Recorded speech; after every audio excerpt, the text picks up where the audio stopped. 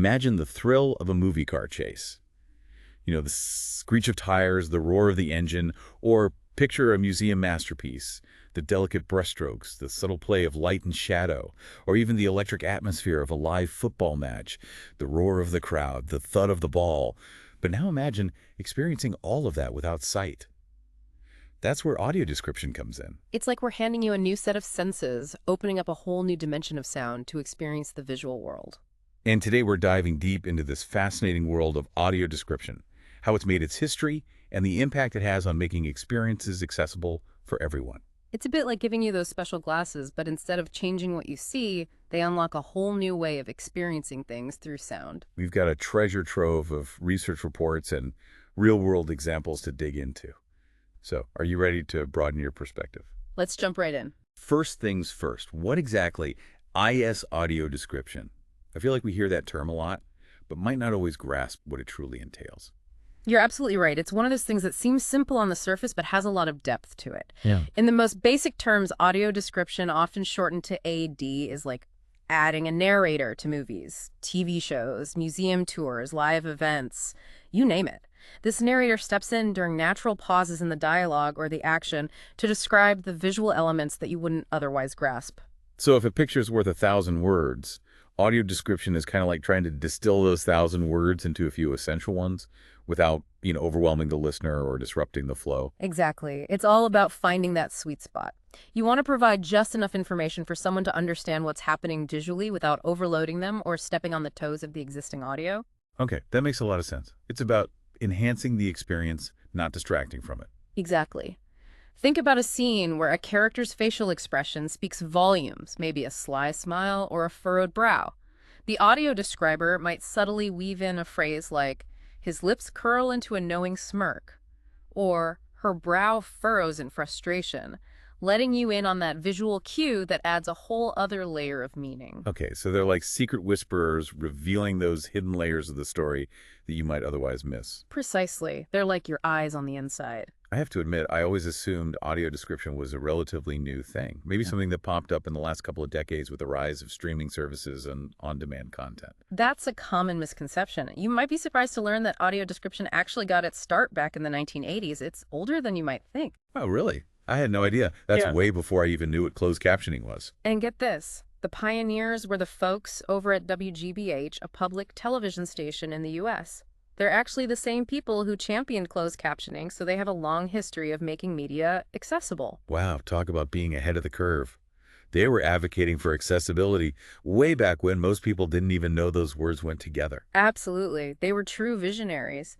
And it's incredible to see how their work has paved the way for the widespread adoption of AD we see today. So they were like the trailblazers forging a path for others to follow. Exactly. They called their system Descriptive Video Service, or DVS, and it really set the stage for audio description to spread beyond the US. That's amazing. I had no idea there was such a rich history behind it. Oh, there's a lot more to it. Across the pond in the UK during the 1990s, a company called RP International started offering AD in cinemas using a system called Theater Vision. In cinemas? Well- Wow, that's impressive for the 90s. Were they using those clunky headsets with the long wires? You're pretty close. They actually delivered the audio description through earpieces, which was pretty high-tech for the time. Imagine that back when most of us were still fiddling with cassette tapes. Wow, talk about being ahead of the curve. It's Yeah. incredible to think that while we were all rewinding our favorite mixtapes, they were already bringing audio description to the movie theater experience. It really highlights how crucial AD is for creating a truly inclusive experience. And you might be surprised by just how far its reach extends today. Did you know, for example, that in Switzerland, blind and visually impaired fans can experience the thrill of live football matches through dedicated audio description? No way.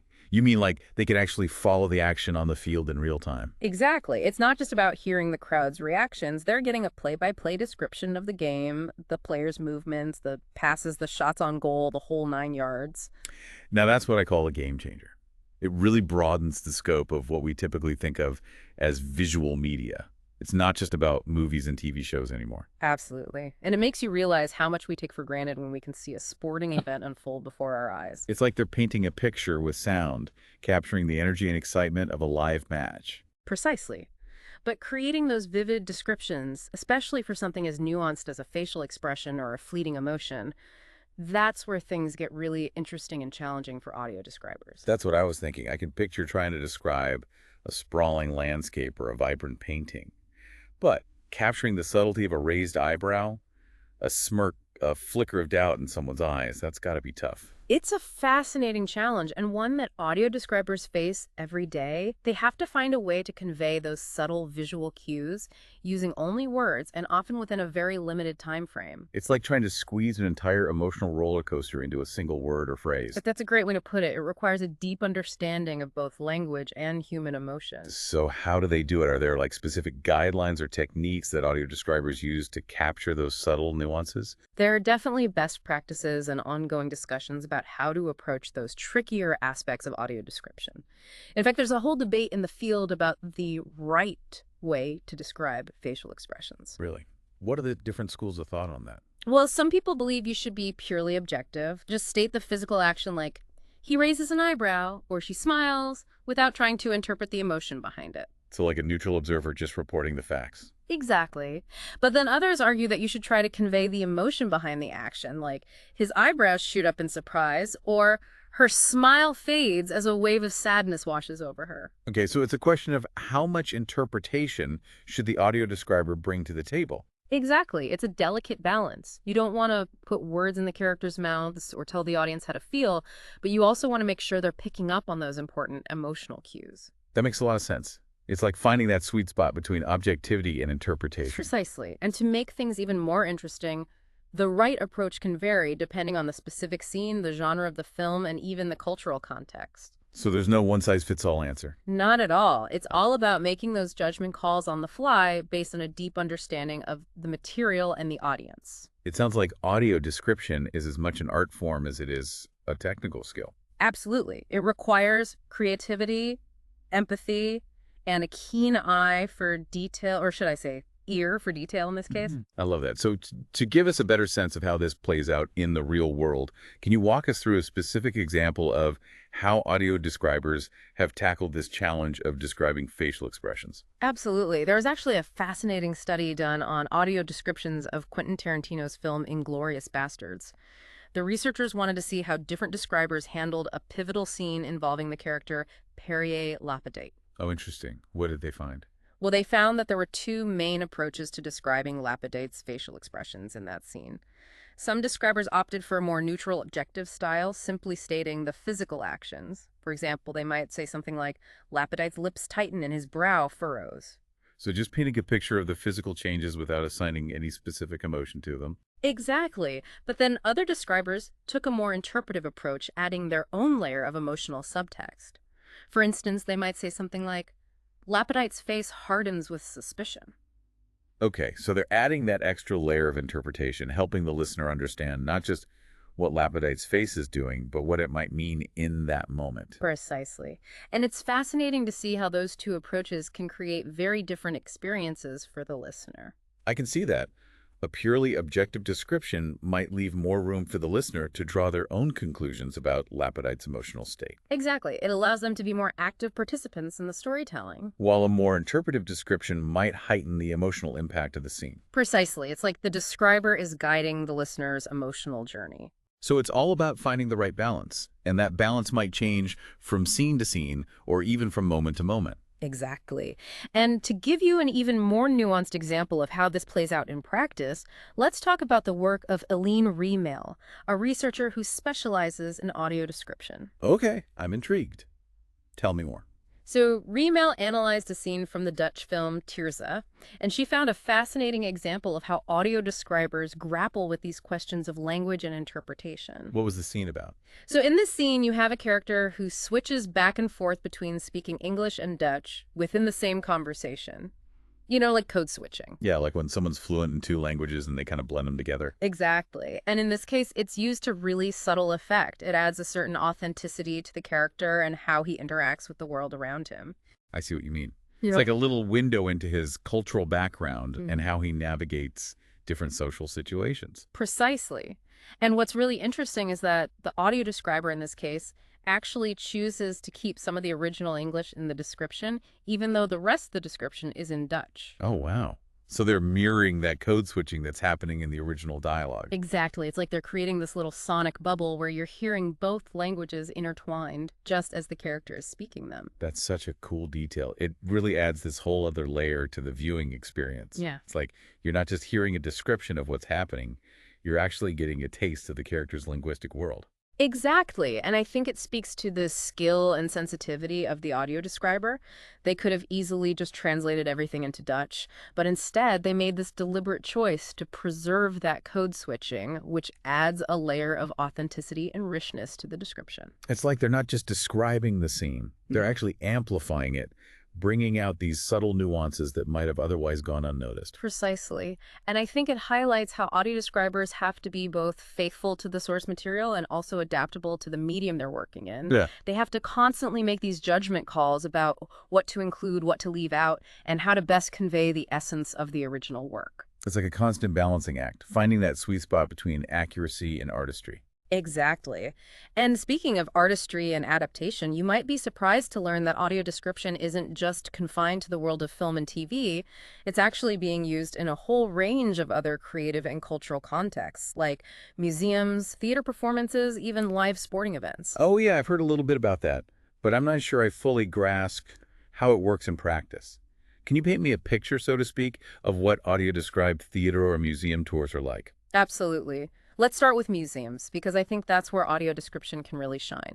Imagine you're walking through a museum filled with incredible sculptures, paintings, historical artifacts, but you can't actually see them. I can see how that would be a really limiting experience. Yeah. You'd miss out on so much of the richness and detail. Exactly, and that's where audio description comes in.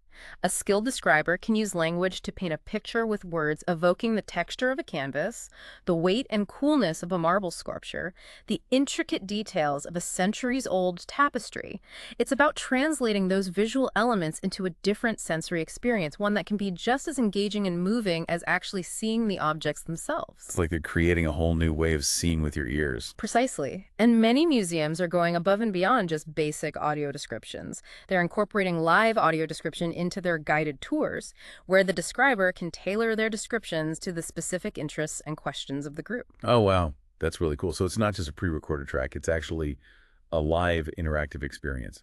Exactly. And some museums are even going a step further in designing multisensory exhibits that engage not just sight and sound, but also touch, smell, even taste. Wow. That's amazing. Like, what kind of exhibits would that be? Well, for example, I once went to an exhibit where they had replicas of ancient Roman artifacts that you could actually touch. Oh, that's so cool. It was incredible. Yeah. Being able to feel the weight and texture of something so old really brought it to life in a way that just looking at it never could. I can imagine. And I bet that experience is even more powerful when it's combined with audio description. Absolutely. You're getting this multi-layered sensory experience that really immerses you in the world of the exhibit. That's fantastic. It's like museums are becoming these incredible playgrounds for the senses. Exactly. And it's all thanks to the power of audio description to break down those barriers and create a more inclusive and engaging experience for everyone. Now, what about live theater? That seems like it would present a whole other set of challenges for audio describers. You're right. Live theater is definitely its own beast. You can't exactly pause the action to insert a description like you can with a movie or TV show. So the describer has to be incredibly skilled at capturing those spontaneous moments, the subtle gestures, the changes in tone and delivery. It's like they have to be masters of improv, anticipating what's going to happen next and weaving their descriptions seamlessly into the flow of the performance. Exactly. And thankfully, there are some amazingly talented audio describers out there who do this with incredible skill. They really are like ninjas of narration, capturing all those subtle nuances without ever missing a beat. So how do they do it? Do they have like a script that they're working from, or is it all off the cuff? Well, it depends on the production. Some theaters provide their audio describers with a script in advance so they can familiarize themselves with the play and start to map out their descriptions. But even then, they have to be prepared for changes or improvisations that might happen during the live performance. So they have to be on their toes the whole time, ready to adapt to whatever's thrown their way. Exactly. And to add another layer of complexity, they also have to be mindful of the other audience members. They can't be too loud or disruptive, so they often have to use special equipment to deliver their descriptions directly to the listener. Like what kind of equipment? Well, some theaters use wireless headphones that transmit the audio description directly to the listener. It's like having your own personal soundtrack to the performance. That's really cool. So you can choose to listen to the audio description if you want to, but it doesn't interfere with anyone else's experience. Exactly. It's all about creating a more inclusive and accessible theater-going experience for everyone. I love that. So we've talked about museums and theater, but you also mentioned sporting events. I'm really curious to hear more about how audio description works in that context. Oh yeah, audio-described sporting events are becoming increasingly popular. It's a really exciting development. Imagine you're at a football match, the energy is electric, the crowd is roaring, but you can't actually see the game. I can only imagine how frustrating that would be. You'd hear the crowd erupt, but have no idea what just happened. Exactly, and that's where audio description comes in. It's like having a commentator who's dedicated to describing every single detail of the game, the players' movements, the passes, the tackles, the goals, you name it. Wow, so it's like listening to live sports commentary, but with an added layer of detail that really brings the visual aspects to life. Precisely. It's about capturing those crucial visual cues that elevate the experience from simply hearing the game to truly feeling like you're a part of the action. That's incredible. And how widespread is this? Are we talking about just a few select stadiums, or is it something that's becoming more common? It's definitely gaining traction. In Switzerland, for instance, almost every football stadium has adopted this technology, making the sport accessible to a whole new audience. Wow, that's amazing. I had no idea it was that advanced. It really speaks to the growing awareness and commitment to inclusivity in the world of sports. Absolutely. And it's not just limited to football either.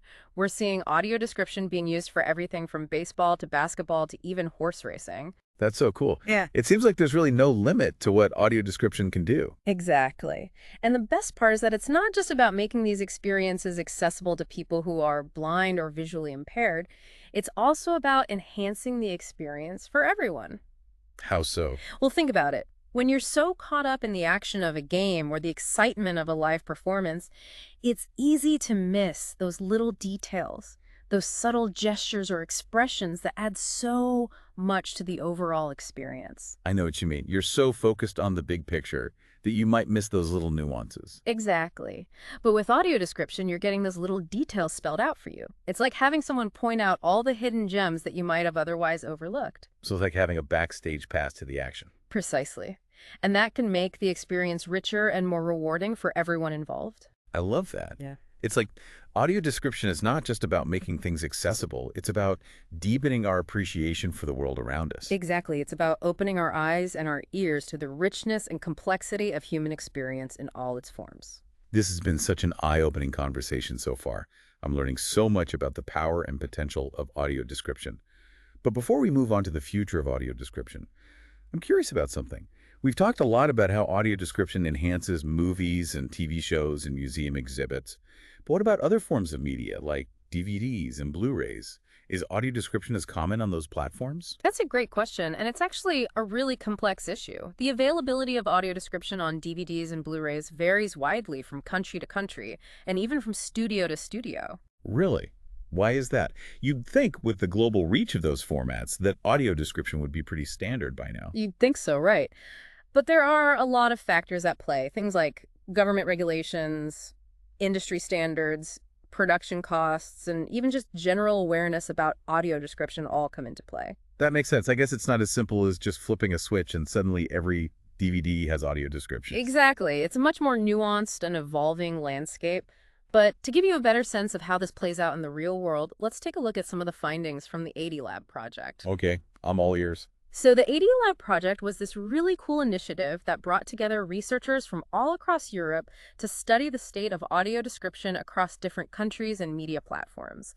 And one of the things they looked at was the availability of AD on DVDs and Blu-rays. And what did they find? Well, they found that there's a lot of variation from country to country.